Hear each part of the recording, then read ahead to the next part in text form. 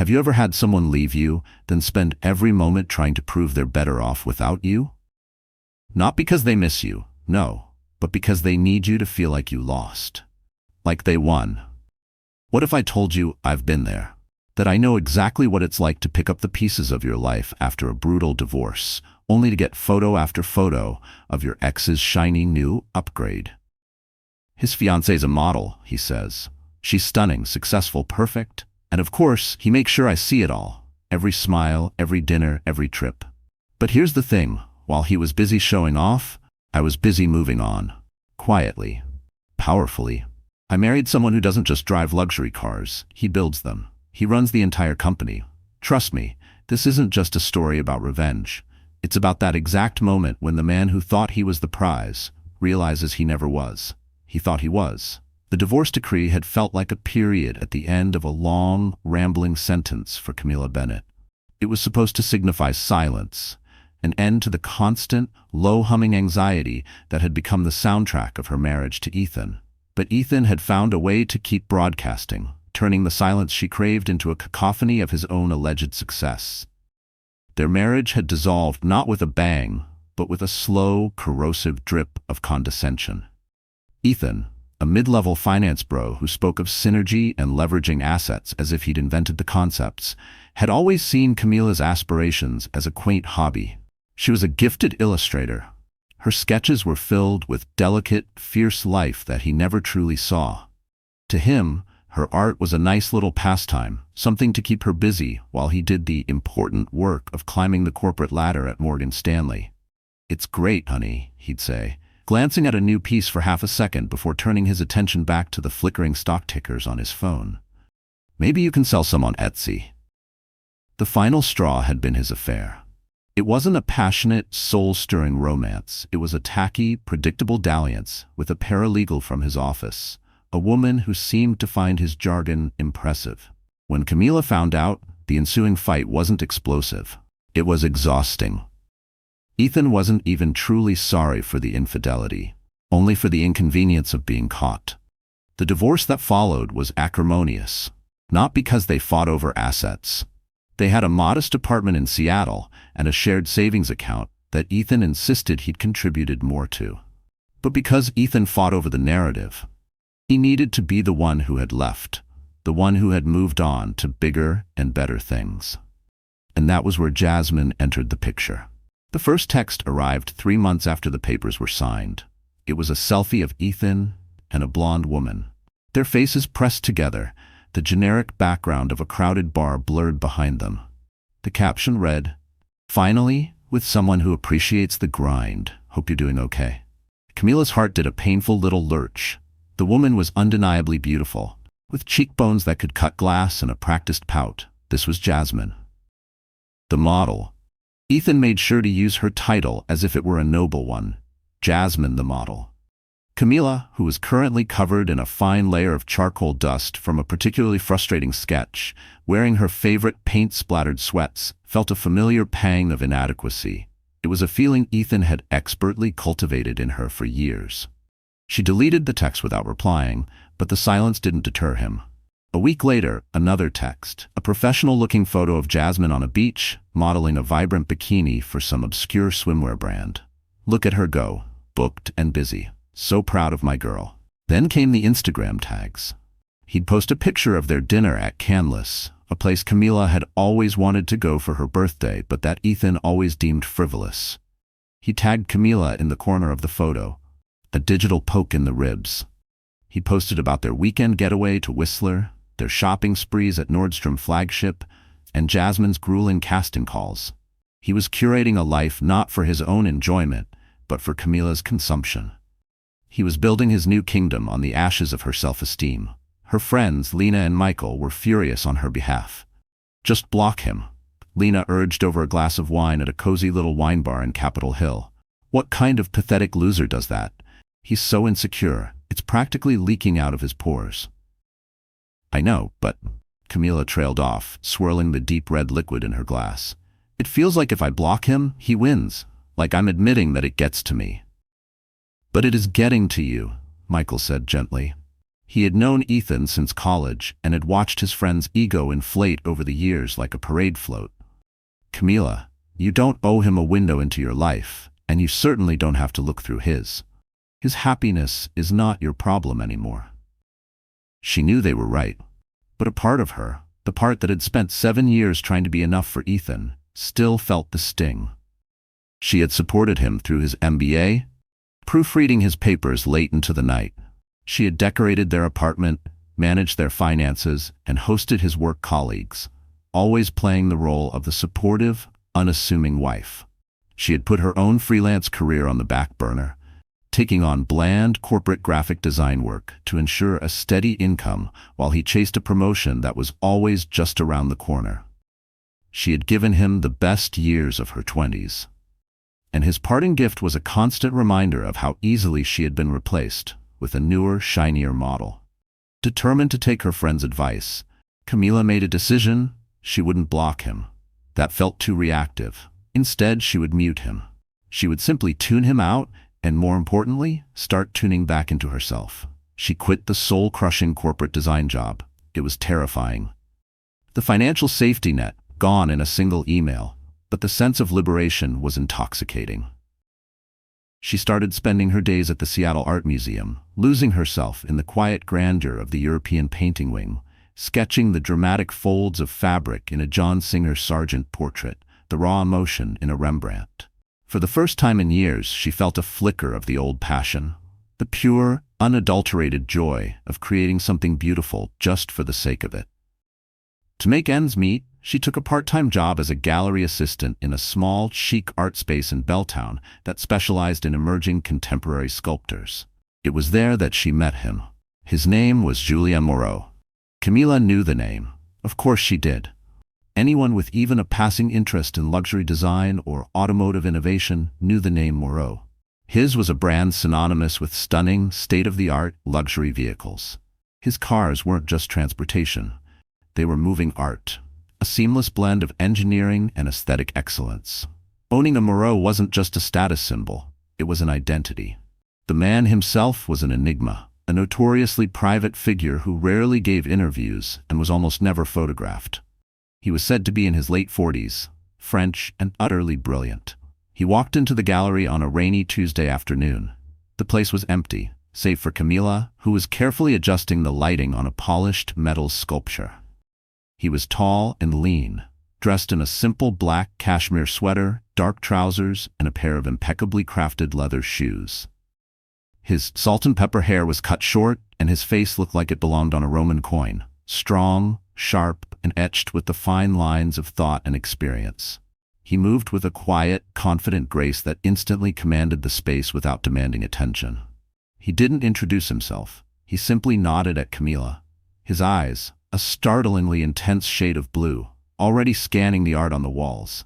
He spent nearly an hour in the small gallery, studying each piece with a focused stillness that Camila found fascinating. She stayed behind her desk, pretending to be busy with paperwork, but she was watching him in the periphery. He wasn't just looking. He was seeing. He'd stand before a piece, his head tilted, his gaze tracing the path of every curve, every contrast. Finally, he approached her desk. "This piece," he said, his voice a low, smooth baritone, with a faint, elegant French accent. He gestured toward a sculpture by a young artist from Kyoto, a stunning creation of layered steel arcs, coated in a deep indigo finish, woven with interlaced lines of chrome. "The tension in the form is extraordinary," he continued. "It's both chaotic and perfectly controlled. She understands that what's not there is just as powerful as what is," he said.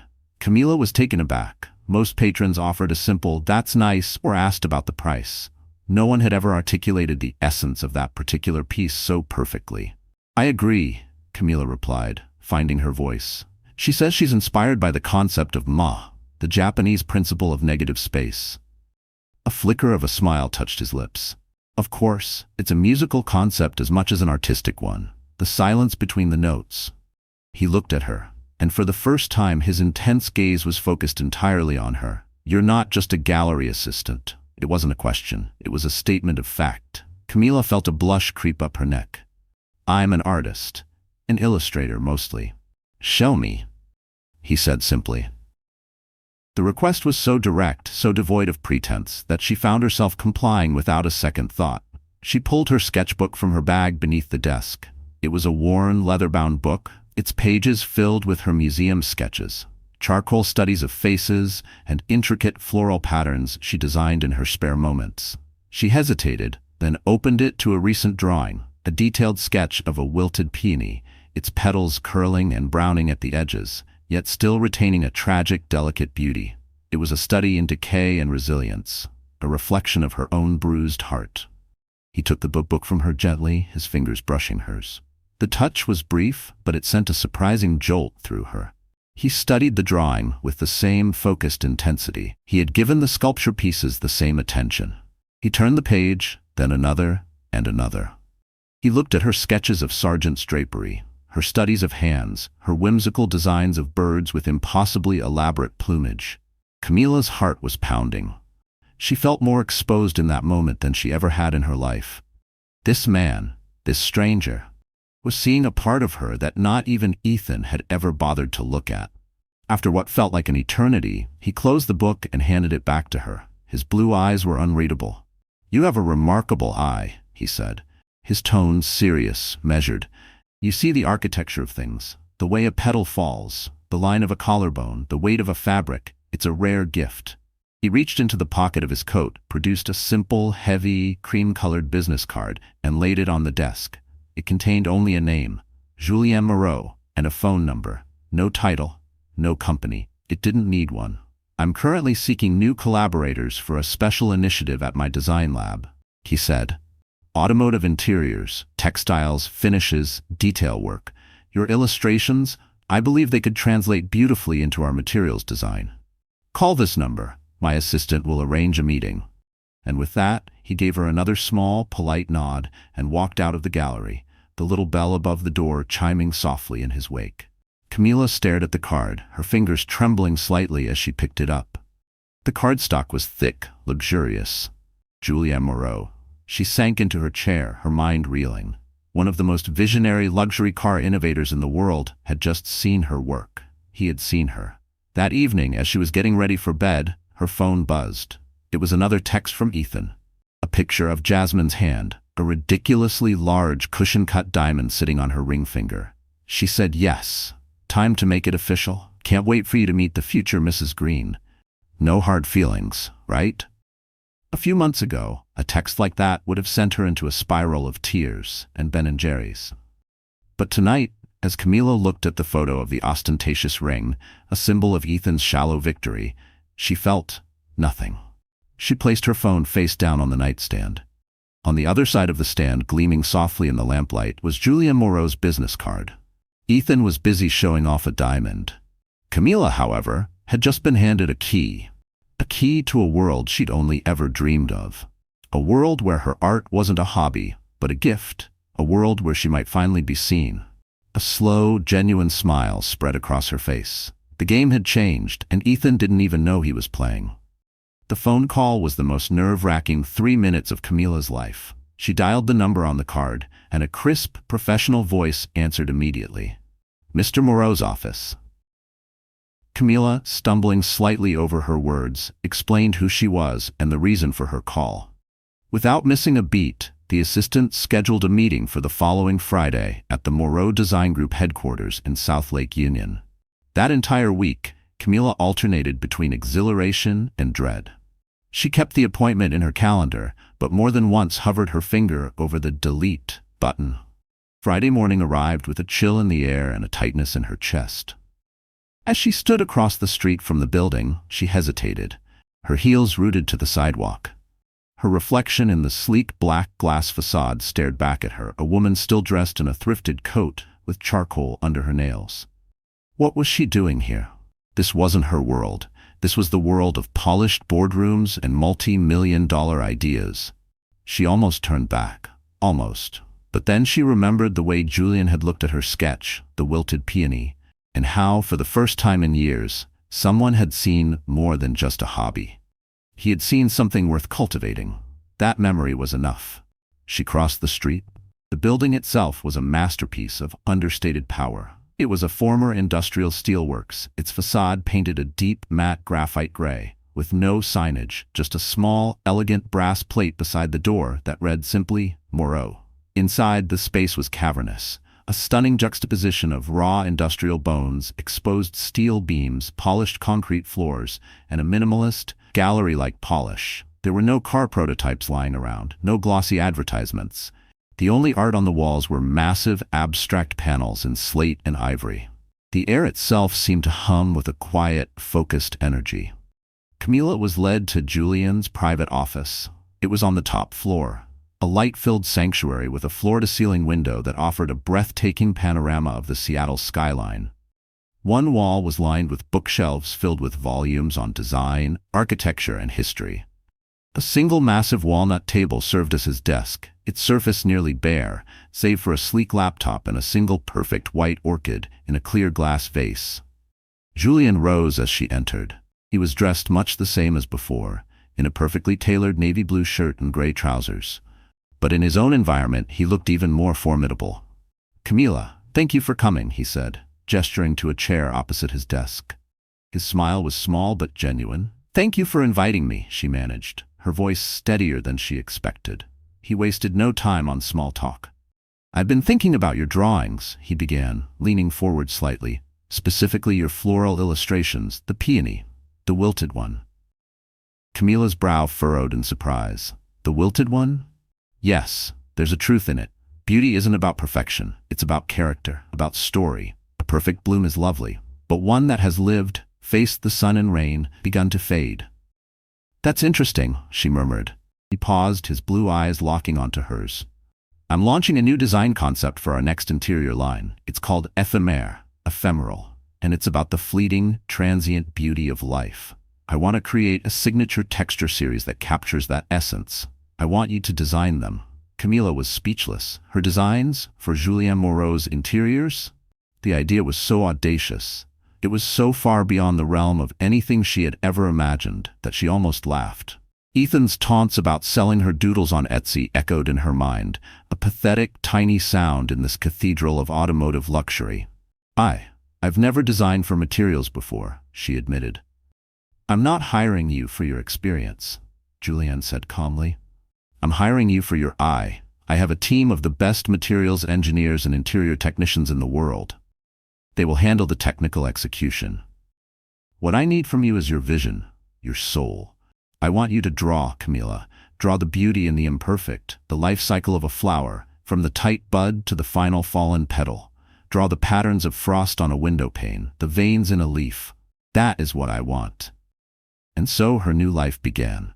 Julien gave her a studio space within the Moreau Design Center, a bright, airy room with a drafting table, every kind of paper, pen, and ink she could ever desire, and the same stunning view as his own office.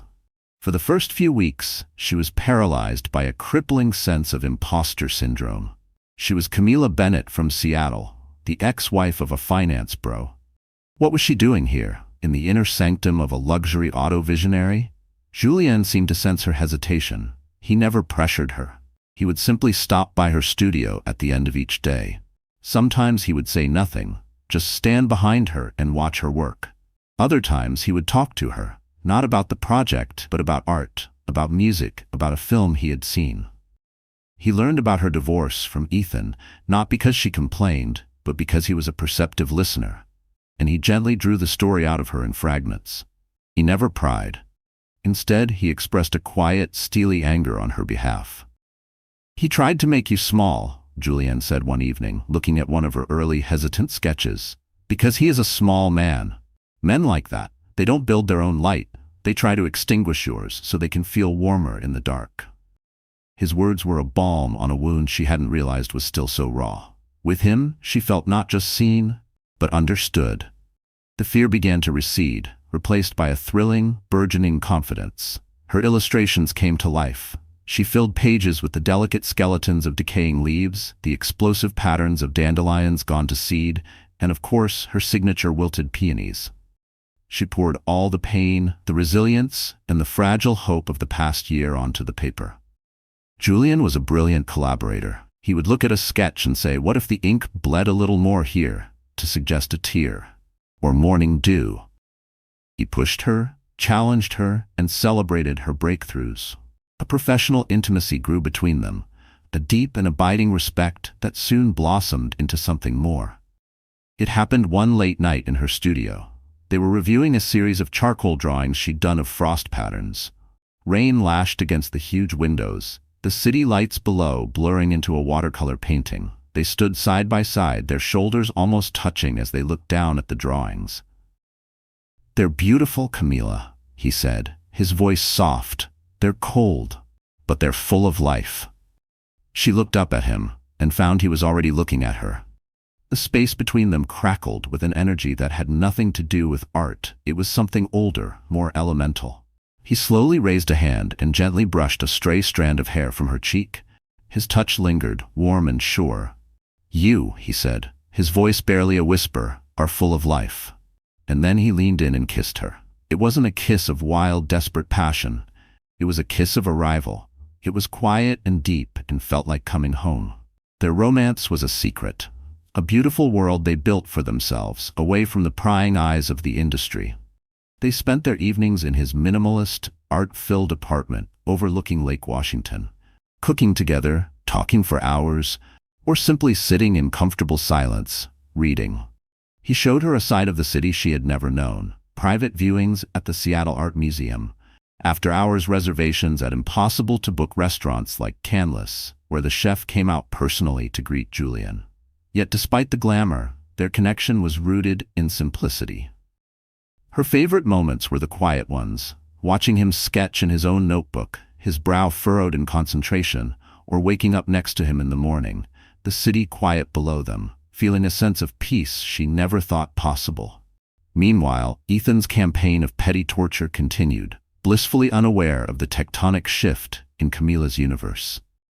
He had escalated his efforts, announcing his engagement to Jasmine on Facebook with a professionally shot photo album titled The Next Chapter. He sent Camila a direct invitation to their engagement party, a lavish affair to be held at a trendy rooftop bar in Belltown. The message attached read, "No hard feelings.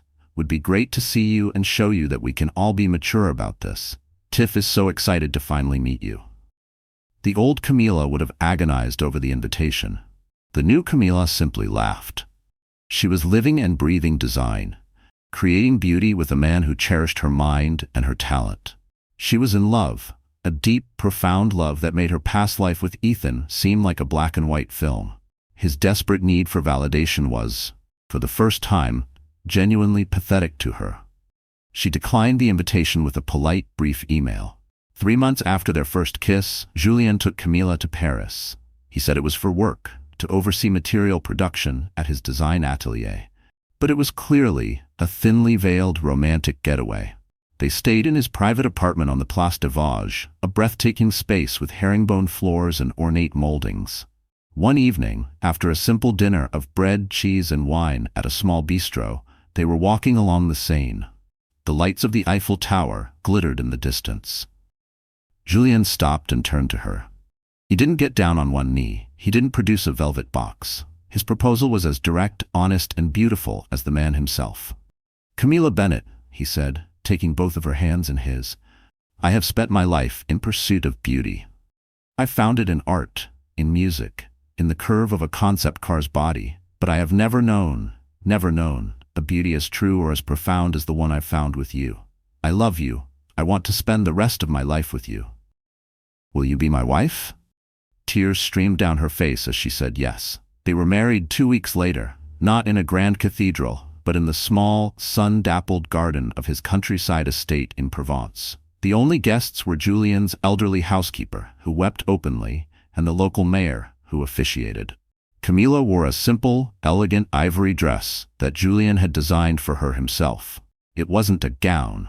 It was a whisper of silk that moved like water. She didn't have a diamond ring. Instead, Julien had designed 2 bands for them, simple, heavy bands of platinum, their inner surfaces engraved with the coordinates of the spot on the Seine where he had proposed. It was private, perfect, and entirely theirs. They decided to keep the marriage a secret for a while longer. Julien's upcoming collection, the Ephemer series, featuring Camila's patterns, was due to be unveiled at the annual Moreau Foundation Gala in New York in 2 months. It was the biggest event on the city's social and design calendar, a night where titans of industry, art, and media converged. "This collection is a tribute to you," Julian had told her. "It feels right that we share our news with the world on the night we share our work." Back in New York, life continued. Camila worked tirelessly to finalize the designs, her heart full and her creativity boundless, and Ethan, oblivious, was preparing for his own big moment, his wedding to Jasmine, scheduled a week before the Moreau Gala. He sent Camila one final, triumphant text. It was a link to a small feature on Jasmine in a local bridal blog. The headline was cringeworthy: "Model Bride, Jasmine Carter on snagging her finance king." The message below was from Ethan. "Just in case you wanted to see what real happiness looks like, wedding's next week. Don't worry, you're not invited." Camila looked at the text, then deleted it. She walked into her studio, where the first finished bolts of fabric had just arrived from the Italian mill. She ran her hand over the silk shantung, her wilted peony design rendered in stunning, subtle shades of blush and charcoal. It was more beautiful than she had ever imagined. Ethan thought he was marrying a model. He had no idea. His ex-wife was about to be revealed as the muse and partner of a king of luxury design. The gala was in 1 week. The curtain was about to rise. The night of the Moreau Foundation Gala arrived like a city holding its breath. The event was being held at the Museum of Contemporary Art, which had been transformed into an ethereal forest inspired by the Ephemer collection. Twisting branches laden with flickering fairy lights arched over the entrance, and the air was scented with damp earth and night-blooming jasmine. The guest list was a tightly curated selection of the world's most influential figures. You couldn't buy a ticket. You had to be personally invited by Julian Moreau himself, which is why the presence of Ethan Green and his new bride Jasmine was something of an anomaly. Ethan had pulled every string he had: an executive director at J.P. Morgan, a man who sat on the museum's advisory board, owed him a favor. Ethan cashed it in, pleading that it was a post-honeymoon treat for his wife Jasmine, who was passionate about couture design. The director, with a weary sigh, arranged 2 tickets for Ethan. But this wasn't about celebrating innovation or beauty. It was the ultimate social conquest. Being seen at the Moreau Gala was confirmation of his arrival, a final, glittering trophy to hang on his wall. He and Jasmine made a grand entrance. Ethan was straining in a Tom Ford tuxedo that was just a little too tight in the shoulders. Jasmine was poured into a garish, bright red gown by a designer known more for shock value than elegance. The dress was loud, aggressively sexy, and utterly wrong for the sophisticated atmosphere of the evening. They posed for photographers on the steps, Ethan grinning like he'd won the lottery, Jasmine striking a series of practiced vacant model poses. Inside they mingled, or rather, Ethan mingled, while Jasmine clung to his arm, looking vaguely overwhelmed. Ethan navigated the crowded room with the unearned confidence of a man who believed he belonged everywhere. He clapped men he barely knew on the back, introduced Jasmine loudly to anyone who would listen. "This is my wife, Jasmine. Yes, the model." And generally made a spectacle of himself. "Julian Moreau is a genius," he declared to a small group while sipping his champagne. "Absolute genius. His understanding of market disruption is unparalleled. I've been following his brand's valuation for years." He had no idea. Camila arrived with Julian through a private entrance. She was a vision of understated elegance. She wore one of Julian's creations, but it wasn't from the new collection. It was a column gown in the deepest midnight blue, silk velvet so dark it was almost black. It had long sleeves, a high neckline, and a daringly low back. It wasn't a dress that shouted, it mesmerized. Her hair was swept up in a simple, elegant chignon, and her only jewelry was a pair of sapphire and diamond earrings, Julian's wedding gift, chosen to mirror the color of his eyes. She was nervous, her hand clutching his, but Julian just squeezed it gently. "They are here to celebrate our work, mon amour," he whispered, his voice a calming presence in the sea of noise. "Our work and our love. There is nothing to fear." They stayed in a private reception area for the first hour, greeting close friends and major donors, people like the editor-in-chief of Moda Journal, who greeted Julian with a warm embrace and eyed Camila with a look of intense, discerning approval. And the CEO of the Oron Group, one of Moreau's major investors. Camila, to her own surprise, felt perfectly at ease. These people weren't interested in gossip or pretense. They were talking about art, about business, about the changing world, and it was a conversation she realized she belonged in. Finally, it was time for the main event, the unveiling of the collection and Julian's speech. He and Camila made their way to the front of the grand atrium, where a stage had been set up. As they walked, a hush fell over the room. All eyes turned to Julian Moreau and to the mysterious, elegant woman by his side. From across the room, Ethan saw them. His eyes widened, and he nudged Jasmine. "Hey, isn't that Camila?" He squinted. "What the hell is she doing here? And who's that guy she's with?" Jasmine peered across the room. "I don't know. He looks old," she said dismissively. "Maybe she's a waitress? The uniform's nice." Ethan snorted. "A waitress at the Moreau Gala? Don't be stupid." He rolled his eyes. "She probably scammed a ticket off some rich old guy. Good for her, I guess. At least she's aiming high." He felt a smug sense of satisfaction. Even here, at the pinnacle of society, Camila was still a plus one. A hanger-on. He, Ethan Green, was here on his own merit. On stage, Julian stepped up to the podium. The room was silent, save for the clicking of cameras. "Good evening," he began, his voice resonating through the space. "Thank you all for being here to support the work of the Moreau Foundation, which this year will be funding arts education in underserved public schools here in New York," Julian continued. He spoke for a few minutes about the importance of creativity, how it shapes young minds, unlocks possibility. He was a captivating speaker, passionate, articulate. Ethan found himself grudgingly impressed. "Tonight," Julian said, his eyes scanning the crowd, "we are unveiling a collection that is deeply personal to me. It is called Ephemer. It is a meditation on the fragile, fleeting, and profound beauty of life. But this collection is not solely my own creation.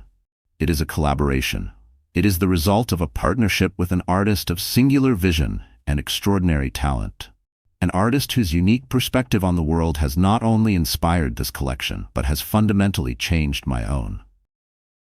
A wave of murmurs swept through the audience.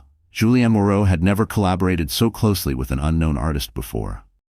From his vantage point, Ethan smirked. Some lucky artist was about to have their career made. He wondered if he could get an introduction. Might be a great networking opportunity. Julian smiled, a slow, warm smile that seemed to light up the stage. He turned and held out his hand to Camila. "It is my great honor," he said, his voice full of pride and unmistakable love, "to introduce you to the soul of this collection." Camila took his hand and stepped forward into the spotlight, and Julian added, his voice ringing with joyous clarity as he raised their joined hands, "The soul of my life, my wife, Camila Moreau." The name hit the room like a thunderclap. Camila Moreau. There was a collective gasp. 1,000 phones were suddenly raised, their flashes creating a supernova of light. On the giant screens flanking the stage, Camila's face was projected, serene, smiling, her hand held firmly in Julian's. The simple, elegant platinum band on her finger caught the light, visible to every corner of the room. Ethan Green froze. The champagne glass slipped from his fingers and shattered on the marble floor, but he didn't notice. His face went chalk white. The blood drained from his head, and the roar of the crowd faded into a high-pitched ringing in his ears. Camila Moreau. His Camila? No, it wasn't possible. It had to be a joke, a mistake. But then the show began. Models emerged onto the runway, clad in breathtaking designs from the Ephemer collection. And on the flowing silks, the structured layers, the ethereal organzas were Camila's drawings, her wilted peony, rendered in exquisite threadwork and embroidery, her frost patterns beaded into glittering masterpieces, the delicate skeletons of her leaves printed onto chiffon that floated like smoke. On the screens behind the runway, Camila's original sketches were projected, fading in and out, seamlessly blending with the finished garments. It was a triumphant, stunning fusion of art and design. The world was giving a standing ovation to the doodles of the woman Ethan had scorned. He felt dizzy. He looked at Jasmine. Her jaw was slack, her eyes wide with disbelief. The garish red of her dress suddenly seemed cheap and desperate. She looked from the elegant designs flowing down the runway to the woman on stage, the woman being hailed as a genius. The woman married to the man whose name was a global benchmark of power, artistry, and prestige. Then she looked at Ethan, at his ashen face, at the shards of crystal at his feet, and a look of cold, hard calculation crept into her eyes. The show ended, and the applause was deafening. Julian, his arm wrapped securely around Camila's waist, led her off the stage. They were immediately swarmed by well-wishers, by media giants, by iconic creatives. Ethan stood rooted to the spot, a statue of humiliation in the middle of a glittering crowd.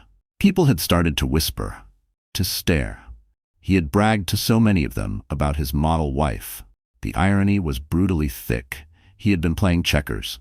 Camila? She'd mastered three-dimensional chess. He had to get to her. He had to understand. Ethan began pushing through the crowd, dragging a reluctant Jasmine behind him. He finally broke through the inner circle, just as the editor-in-chief of Moda was kissing Camila on both cheeks. Camila. Ethan's voice cracked. She turned. Her expression was calm, neutral. She looked at him as if he were a vaguely familiar stranger. Ethan, she said. Her tone was even. What a surprise to see you here. What? How? He stammered, gesturing wildly around the room. Moreau? You married? Julien Moreau? Julien, who had been deep in conversation with an art curator, turned his body slightly, placing himself protectively between Ethan and Camila. His blue eyes, so warm just moments before, turned glacial. He looked Ethan up and down, a slow, dismissive sweep that took in the two tight tucks, the sweat-beaded forehead. He didn't say a word. He didn't have to. The look alone stripped Ethan of every last shred of his inflated self-importance. This is my wife, Julien said, his voice low and unmistakably dangerous. And you are the man who thought her art belonged on Etsy. It wasn't a question. It was a final judgment. Ethan flinched visibly as if struck. He opened his mouth to apologize, to rage, to plead. He didn't even know. But no words came out. It was Jasmine who spoke. She yanked her arm out of Ethan's grasp. You told me she was a nobody, she hissed, her voice a venomous whisper. You told me she was some pathetic artsy loser who couldn't get over you. You've been bragging about me, parading me like some prize, while your ex-wife was marrying him. She gestured toward Julien, her face twisted in fury and humiliation. Then she turned and fled, pushing through the crowd, her dress a red blur of anger and shame. Ethan made a move to follow, then stopped. He turned back to Camila, a desperate, pleading look on his face. Camila, I didn't know, he whispered. Camila looked at him, and for the first time she felt nothing. Not anger, not sadness, not even pity. Just nothing. He was a ghost from another life, a life she had long since outgrown. That's just it, Ethan, she said, her voice soft but unwavering. You never knew. You never even tried. She turned her back on him, her hand finding Julian's arm, and together they walked away. Swallowed by a crowd of people who saw her, who celebrated her, who knew her worth. Ethan Green was left standing alone, in the middle of the most exclusive party in New York, a laughingstock in a rented tuxedo, his entire world dismantled in the space of a 10-minute speech. The echo of the shattering glass was the only sound he could still hear.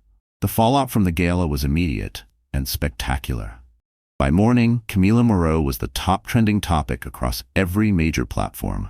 Moda Journal had an exclusive feature live by 10 a.m., complete with stunning photos from the gala. The headline, The Muse and the Machine, inside the secret wedding of Julien and Camila Moreau.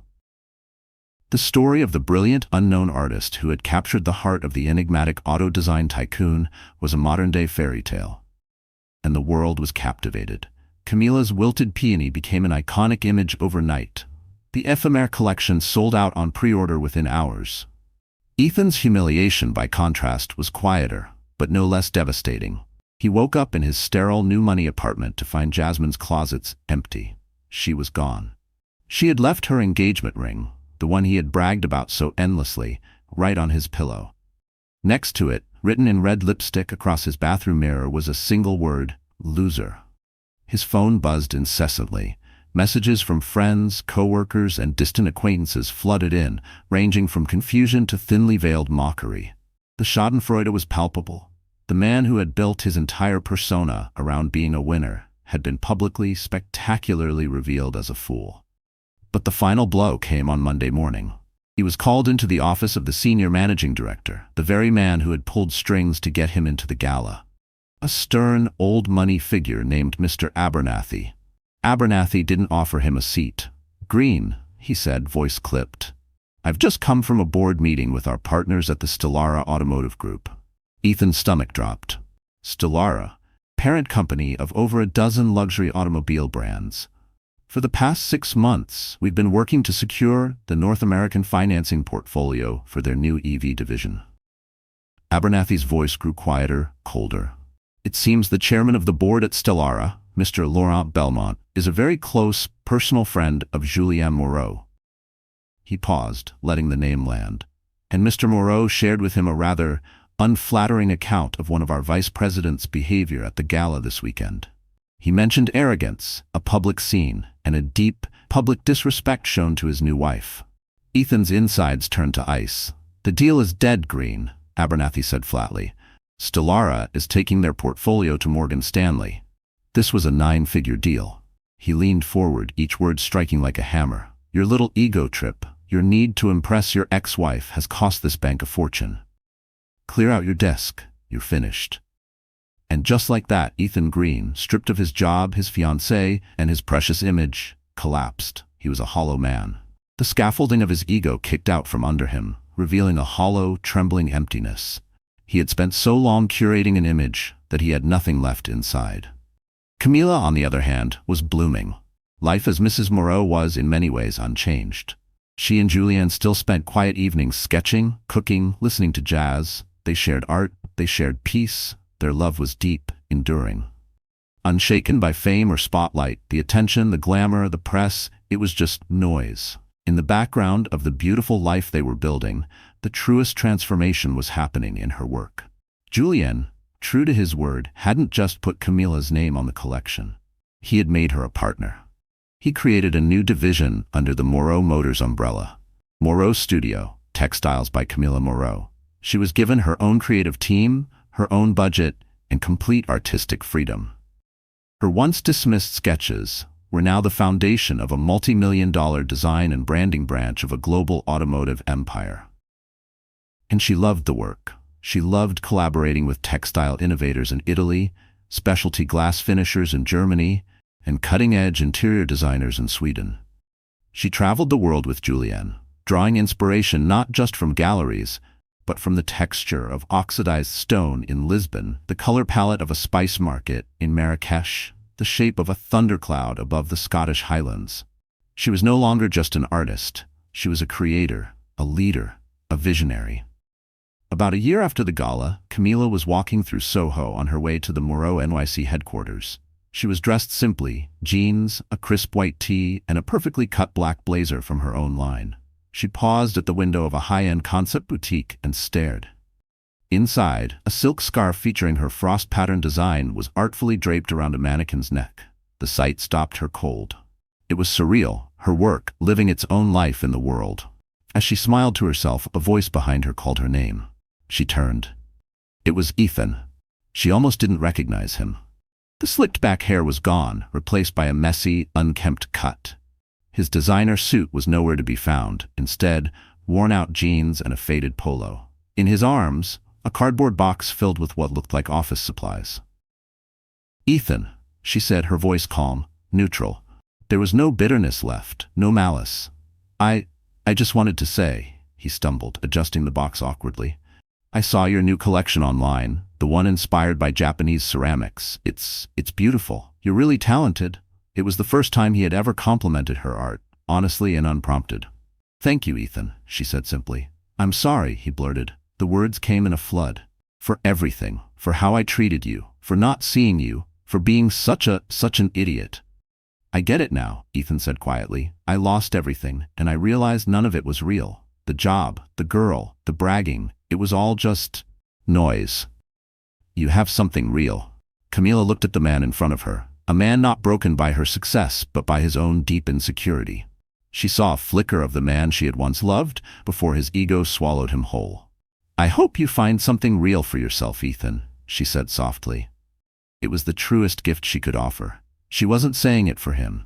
She was saying it for herself. Forgiveness was the final step in her freedom. She gave him a small nod. Then she turned and walked away. She didn't look back. She walked toward the beautiful slate-gray building where her studio, her work, and her husband were waiting.